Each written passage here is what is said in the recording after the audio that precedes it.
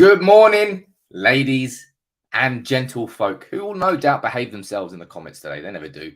The comments are always a bit spicy these days, aren't they? How is everybody doing? Sam here live. It's Wednesday, the 13th of October, and we're live on United People's TV, on Facebook, on YouTube, discussing all the latest Manchester United news as we do every single morning, Monday to Friday. That's what I'm here to do. Lovely. Someone calls me literally as soon as I start going live. It's like they wait for me to go live. But how are we all doing? Today we are talking about Ole Gunnar Solskjaer. We are talking about, look, I'm you all know by now here on United People's TV that I'm a supporter of Solskjaer. We can argue if you want again today in the comments, no doubt we will. But I'm not going to pretend that everything is hunky-dory. I'm not going to pretend that everything is rosy because it's not. Solskjaer right now is under the most intense pressure he has been under as Manchester United manager. And I want to explain, you all know why it is, but it's different. It's a different sort of pressure this time. And it's even more so because of this, which was confirmed yesterday. Rafael Varane, he is going to be missing for a few weeks. Official statement from the club yesterday saying Raphael Varane sustained a groin muscle injury in the UEFA League Nations final. He'll be out for a few weeks. Commenced rehabilitation at the club. That probably means that he's going to be missing. So look at the fixtures here. It means that he's definitely. I always said that when it comes to muscle injuries, they always miss the start of it anyway. So Varane was always going to miss Leicester. He's probably going to miss Atalanta.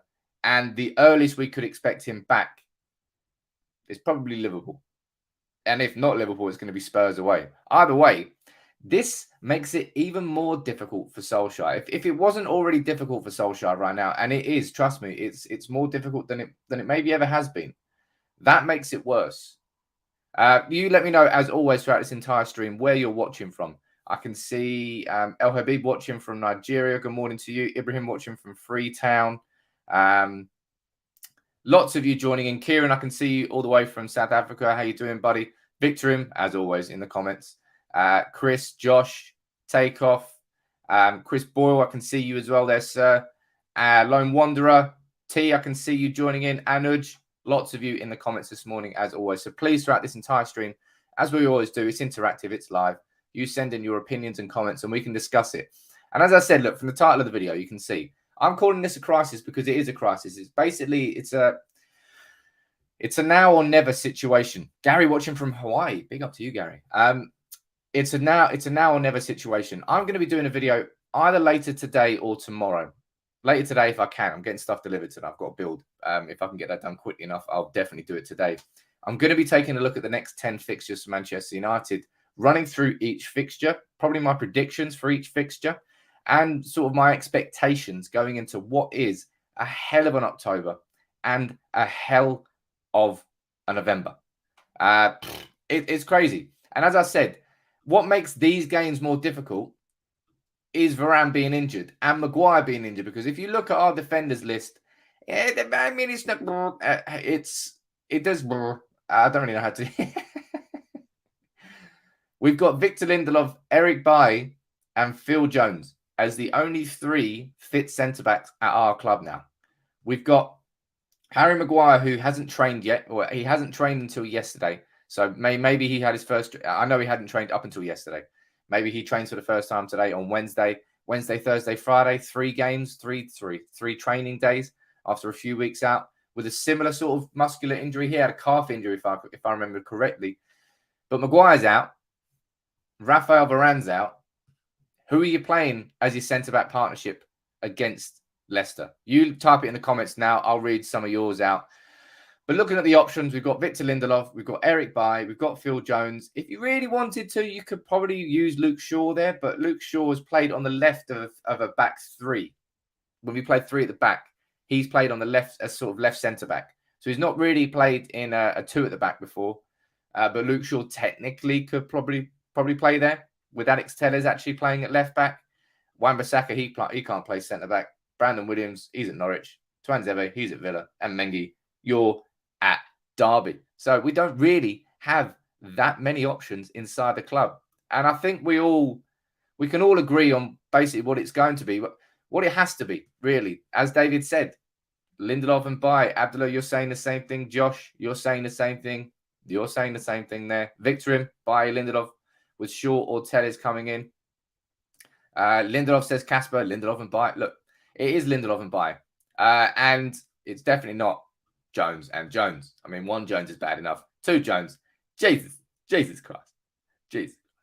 Hey, look, in these sort of situations, then it'd be like, oh yeah, great. It'd be lovely if we had Axel Tuanzebe at the club or Ted and Mengi at the club. But you can't stop these kids going and having a career simply because you want to have somebody there as a backup for when you get injured. A bit like what's going on with Donny van der Beek at the moment. And the way he's going to get in is everybody is bloody injured. But Lindelof and Bailly, I mean, we all thought we all hoped we'd seen the back of it. Really, no offense to him, but we haven't. And Lindelof played again last night for Sweden. With Lindelof, I've always maintained it. That I think Lindelof is a good defender. He's always been a good defender. Even last season, he was a good defender for Manchester United. It's just that when you played him alongside Maguire, the problems and the weaknesses of both of them made each other worse. They weren't a good partnership. But Lindelof, Bailly is the one I've got biggest concerns about. Jesus.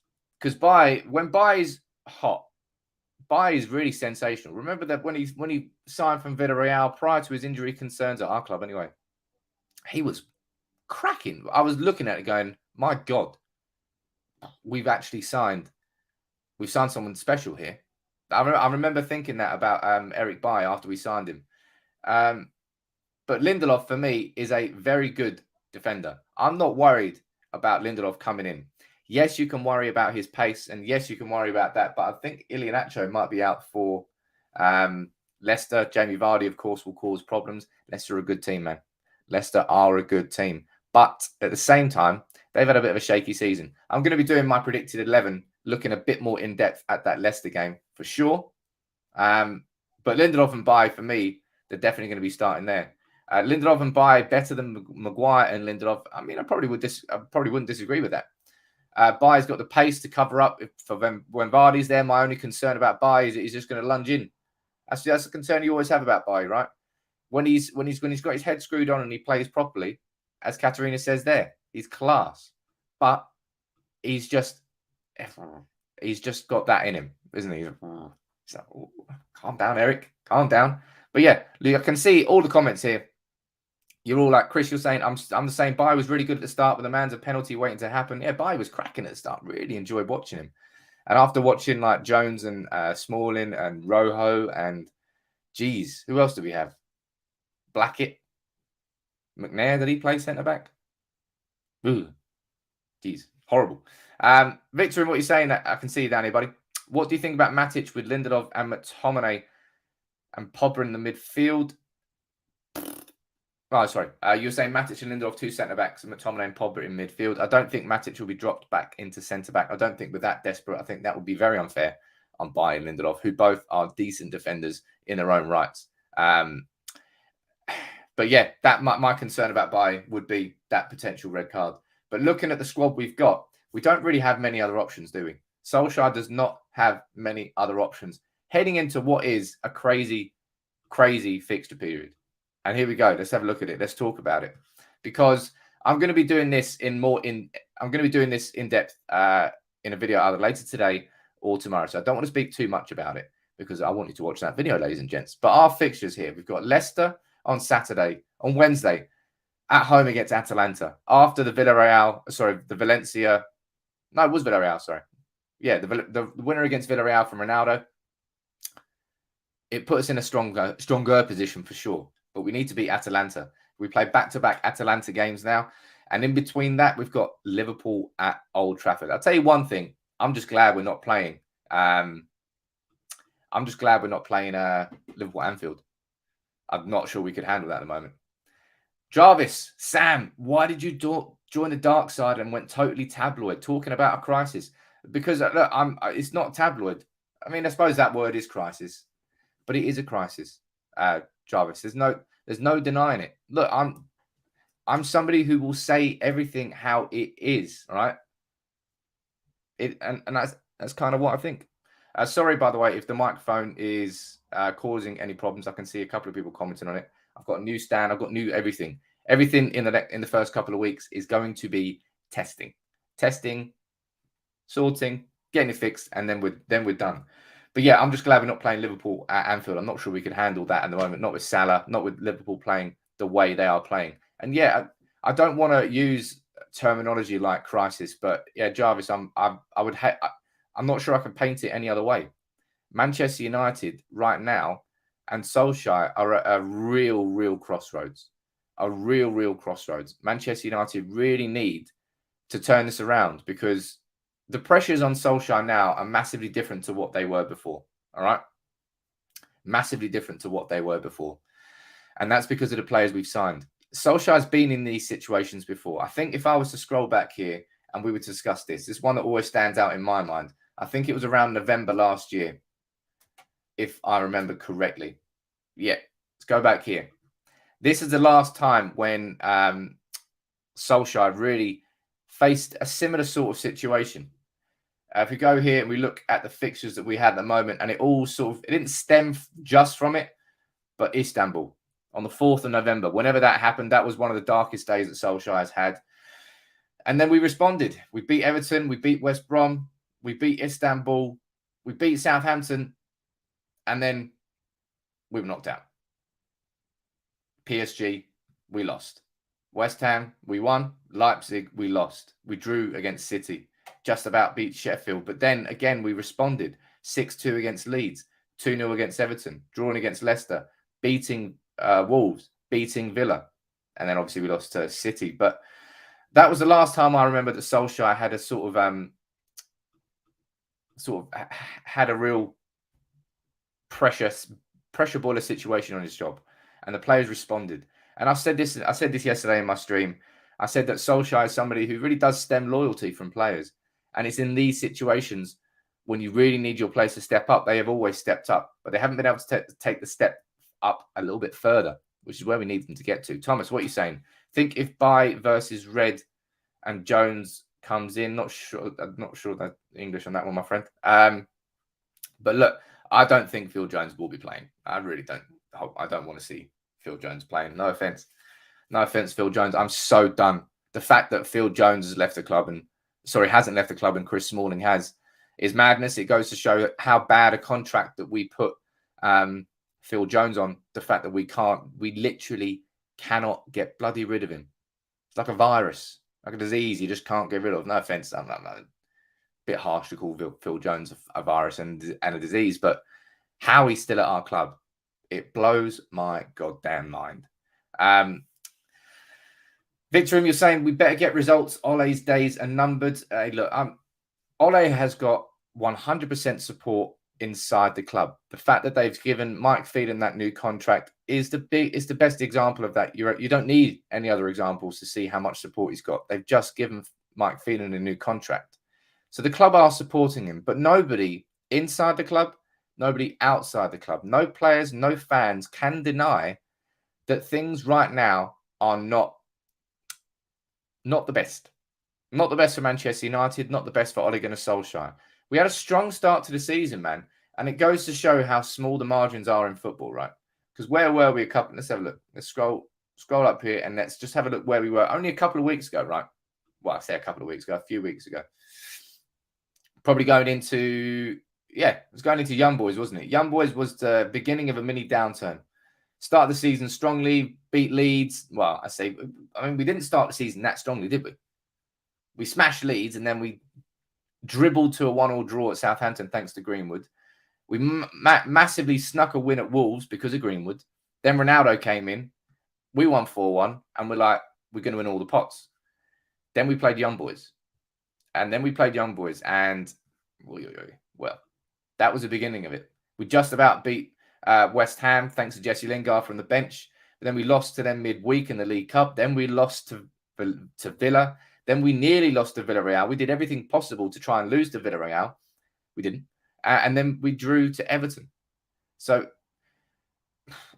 the results are bad. It's not a full-blown crisis right now. It really isn't. But we're on the verge of it.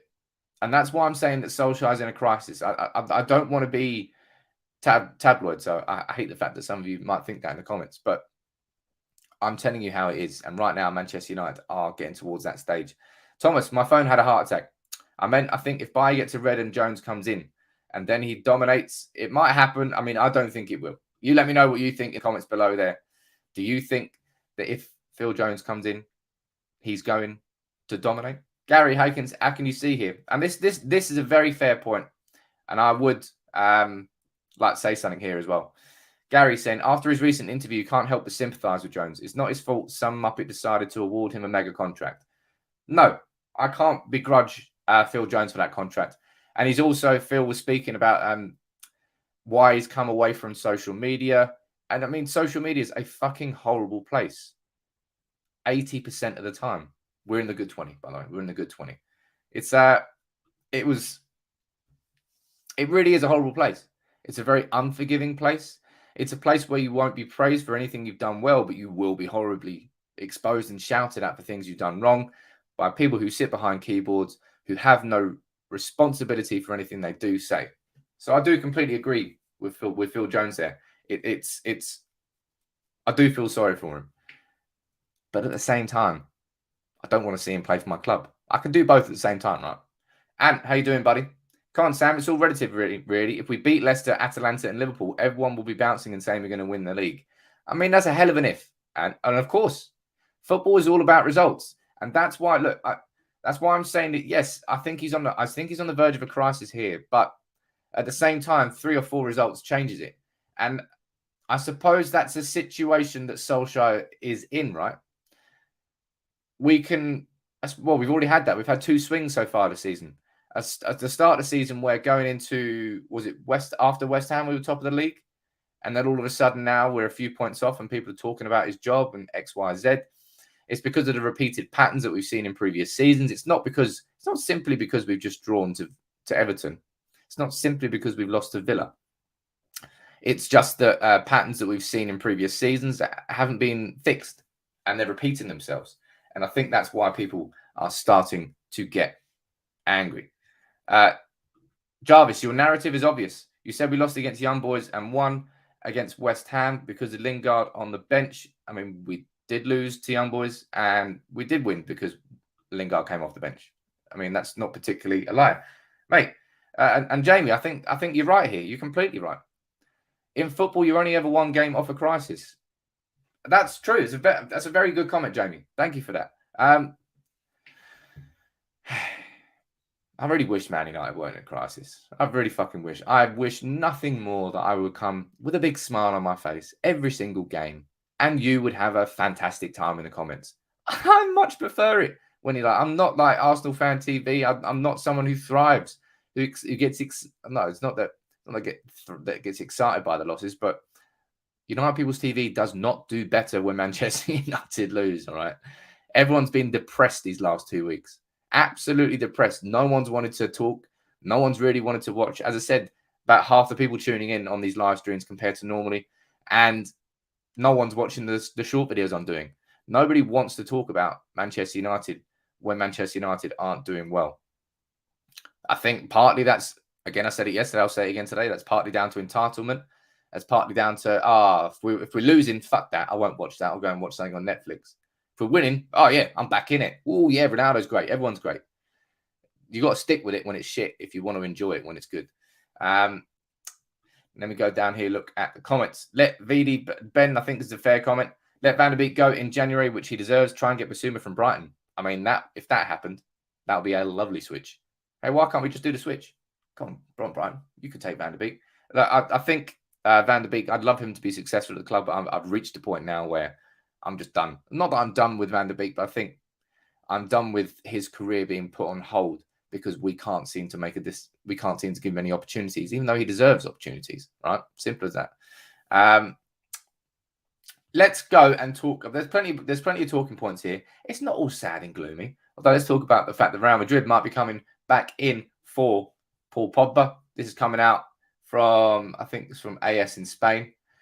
Paul Pogba is back on Real Madrid's radar again. His good performances in the Nation League have strongly reactivated Real's interest in him. Real Madrid have made it clear in conversation with those close to the player that he has to want to play for Real Madrid to make them want to move. They're not going to enter into a bid with any teams. They have no problem offering quantities outside of the market. I hate when they try and translate texts. What do you think is going to... We'll talk about it very briefly because I've talked about it so goddamn much. Do you think that Paul Pogba will stay? Yes or no? If he does leave, he's going to leave on a free transfer, and maybe that means Real Madrid could afford him because they're going to be going after Mbappe and spending the world on him. Actually, no, they're getting Mbappe on a free. They're going to get Mbappe and Pogba on free. That's disgusting. I'll tell you what, the free agent 11, I think I'm going to have to do a video on this at some point during the season. The free agent 11 this year is silly. Absolutely silly. And there's real opportunities in there for Manchester United. Frank Kessie, Brozovic, two central midfielders who definitely could do a job at Manchester United. And Kessie, I would argue, would actually be a very elite level signing.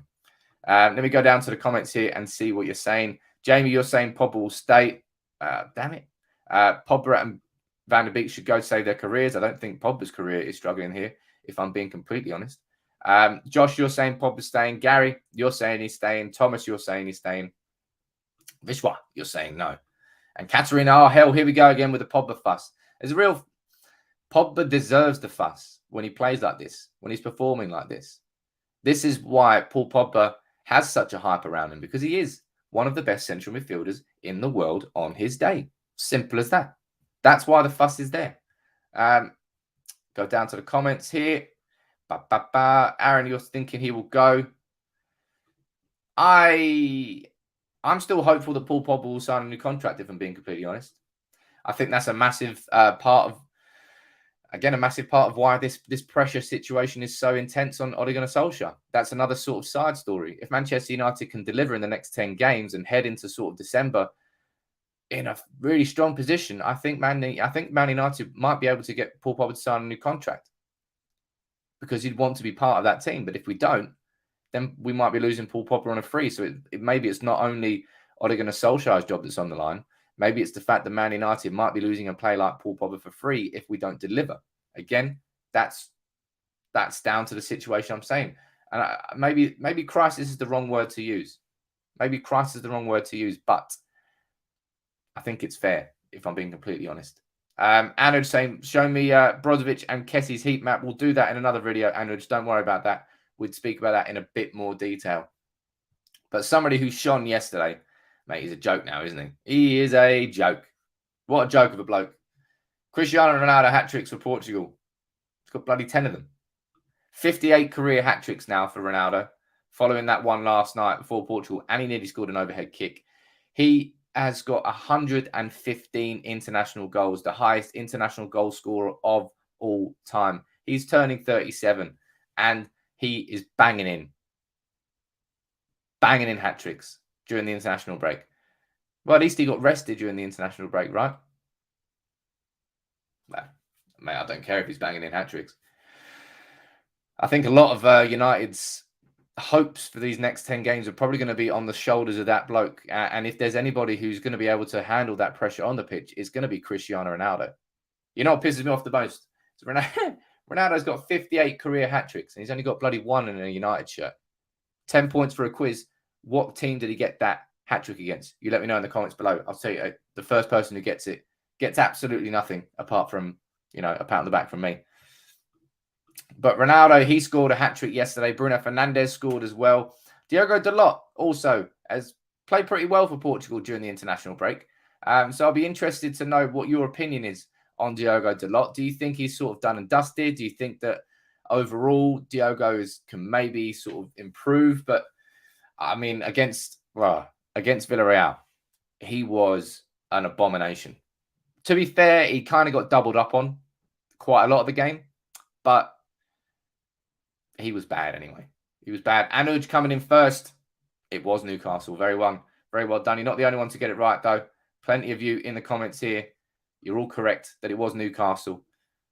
I mean, if he doesn't mind getting some more hat-tricks at some point, that would be lovely. Katerina saying, Sam, do you think the fact that France won the Cup could be really good for Pogba Martial's mentality? Of course it could be, Katerina. I absolutely hope that is the case. I think that winning is a habit. just as much as losing is a habit. And if Manchester United's players like Pogba, Martial, and Varane has never lost a European final. I mean, the guy is elite. Elite. But for Pogba, you saw, I'm not sure if you saw it actually, he did like a halftime speech against Spain, a sort of like a leadership speech.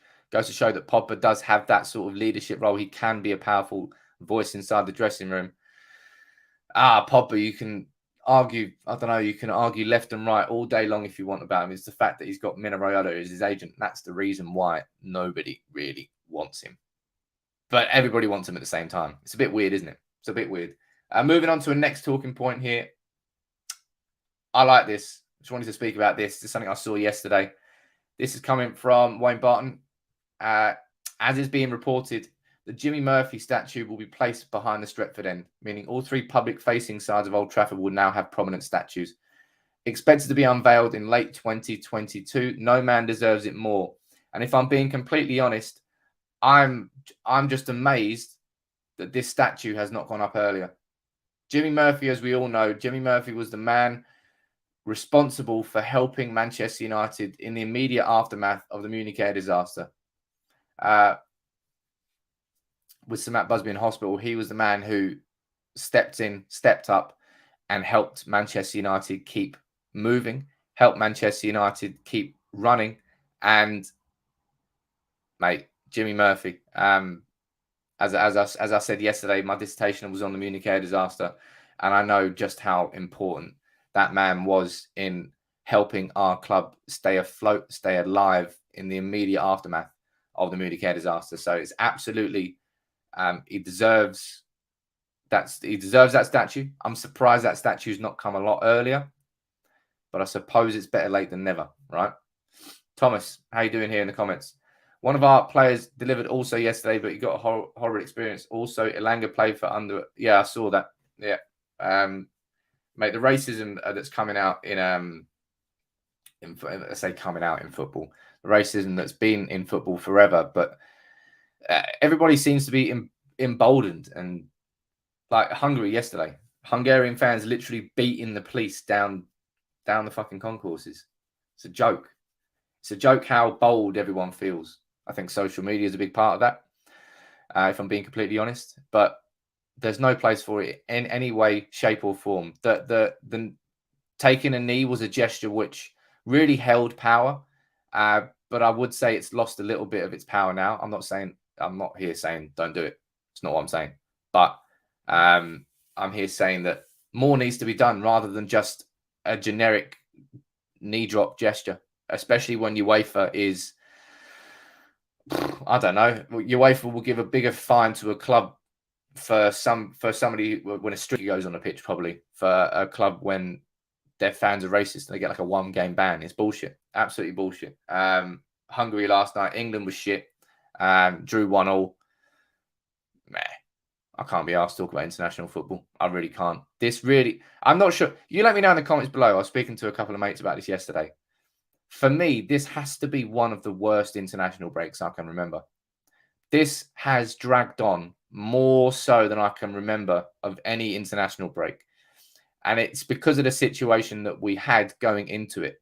And that is so important as to why Manchester United need to buck up and start bringing the results in, because look who our last game is before the next international break. And I swear to God, September and October and November, 2 weeks. So half of every goddamn month we have to sit here and wait for stupid fucking international breaks. Anyway, yeah, so that's why it's so crucial that we actually can turn these performances in, because we've got City at the last game before that international break, and then we have another 14 days.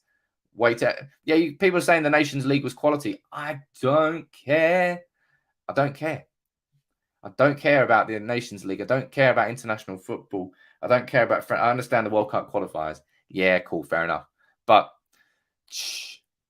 my God, I can't believe that. I can't believe how long that international break was. Seriously, it drove me insane. Drove you insane.